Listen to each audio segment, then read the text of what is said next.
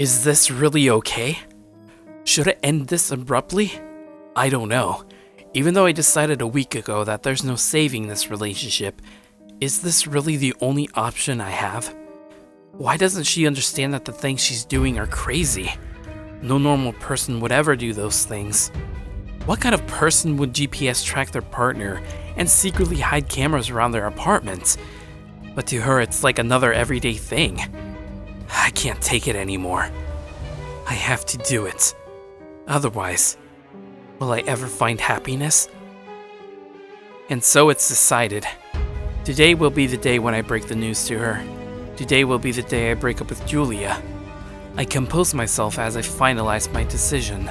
I decided that tonight, after our date, is when I'll break it to her.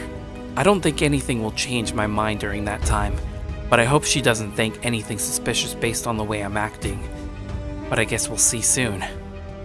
Every hour that passes feels like a knife that is slowly digging deep into my chest. It's painful.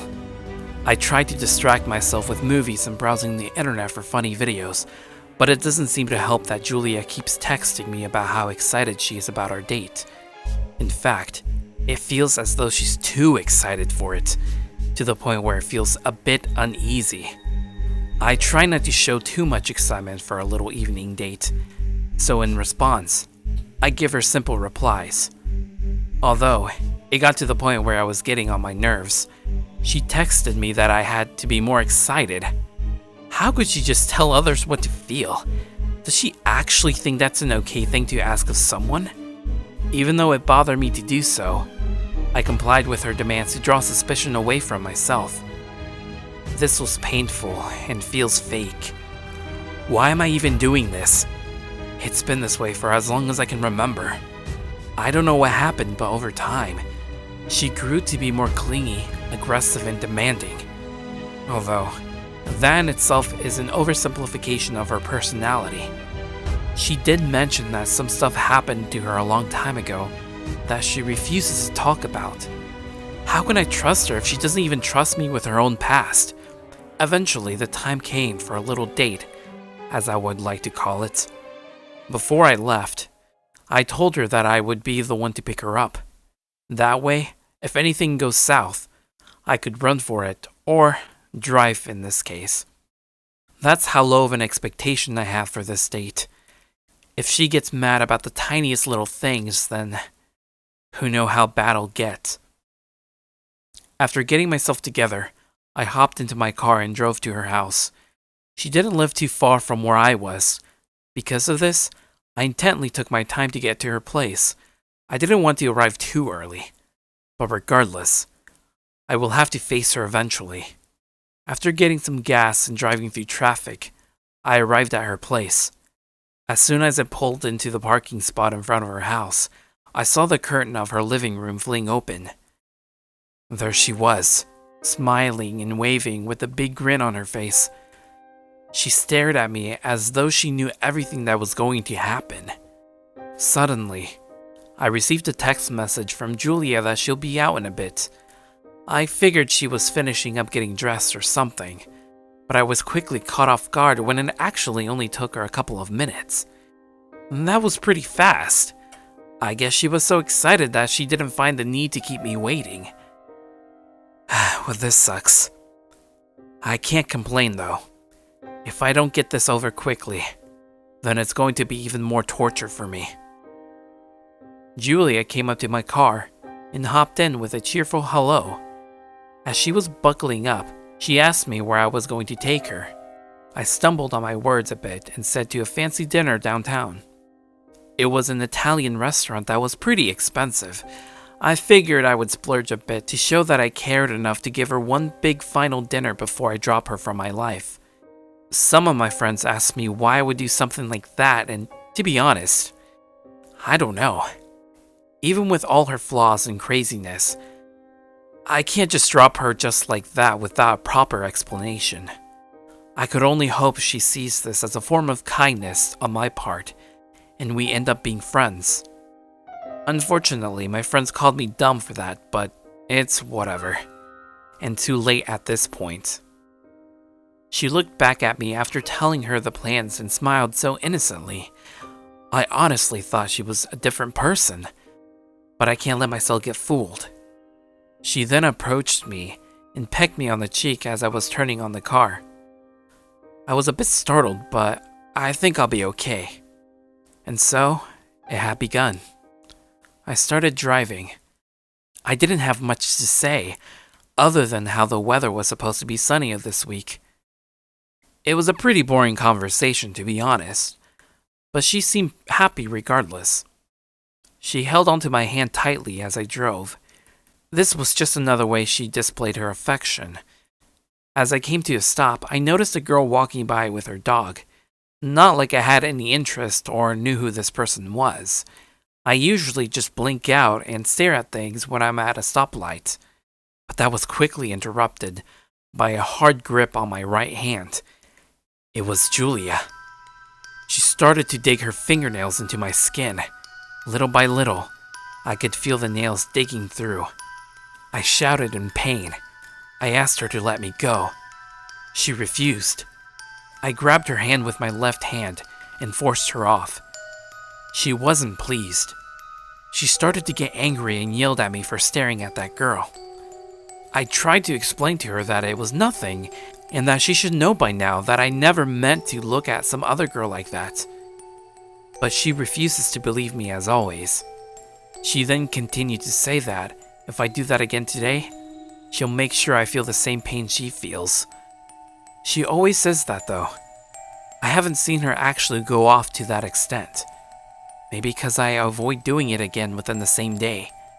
Even so, this is fucked up. I just looked at someone else unintentionally, and she gets this upset? I looked at her real quick and apologized so she'd get off my back. At this point, my acting has improved over the course of our relationship, for better or for worse. She then eased up on my grip and kissed my hand as though she was saying sorry without actually saying it. I brushed it off as the light turned green and continued our way to the restaurant. After what felt like hours, we finally arrived. The restaurant was fancy enough to have its own velvet services, so to make things easier on us, we parked in front of the restaurant and handed the keys over to the velvet associates to take care of the rest. I then guided Julia inside. The restaurant itself was actually really nice. It wasn't too crowded, but enough to show that it was doing good business. We got welcomed by the bookkeeper and we were asked if we had reservations. I told them my name and they confirmed my reservation. They then guided us to our table where we would be met by a waiter awaiting our arrival. Julia and I took our seat on opposite ends. The waiter asked us what we would like to drink. I asked for some fine wine for the both of us. Julia didn't seem to care what the drink was, as she was too busy looking ecstatic at the atmosphere the restaurant gave off. After my order, the waiter confirmed everything and left. I didn't want to break it to her immediately. I wanted to let her down slowly because of how erratic she can be. I started to ask Julia's opinion on the restaurant. She looked happy and said she loved it. I smiled back and told her I was happy to hear. I then continued to say to her that it would be a shame if this was the final dinner we would have together. Her smile slowly started to wither away, as she didn't like what I just said. She asked me what I meant by that. I hesitated with my reply but quickly came back with a confident tone and said that I think we should stop seeing each other. The air between us turned silent. She looked down at her plate and wrapped silverware, as though she was deep in thought. I asked her what was wrong, but no reply. At this point, I started to explain why I decided to do this. I told her that her behavior is too much for me, and that no matter how many times I asked her to stop, she wouldn't listen. She needed to see a therapist but refused for some reason. She didn't even try to attempt to fix anything. She saw it as not a big deal and disregarded my feelings because she says she knows better. She keeps excusing her actions for the sake of love, but is this really love? I went silent to give her room to respond, but after a couple of minutes, nothing. She then muttered some words. I couldn't clearly make out what those words were, so I asked her to speak up a bit more. Her words became clear as she vocalized herself a bit more. She told me that I have no right to do that, and I have no say on how things will end. Chills went up my spine as I looked her in the eyes. Her expression quickly changed to disbelief with a smile. I told her that because of this very thing, I can't be with her anymore. I've had it with her attitude. She cut me off and kept repeating the same phrase as before. It pissed me off. I thought she would understand and be okay with it after seeing how much thought I put into turning her down slowly. But she just threw that out the window. I furiously got up from my chair and decided to walk out on her. I already paid for everything ahead of time in case things went south, and it's a good thing I did. As I was telling her goodbye and turned my back away from her, she started to make a scene and yelled at me. She started saying that I belonged to her, and that I have no right to break things off. I ignored her yelling and kept walking away. I suddenly felt a cold iron object piercing the back of my torso. I stopped and checked to feel what it was with my hand. It was a knife from the feel of it. I started to notice blood dripping down onto the floor. I checked my hand, and it was soaked with blood as well. My head started to feel dizzy, and I could hear faint yells from the other guests in the background. I could feel my body collapsing onto the floor face down. And the last thing I heard was a sinister laugh of Julia saying that if she couldn't have me, no one will.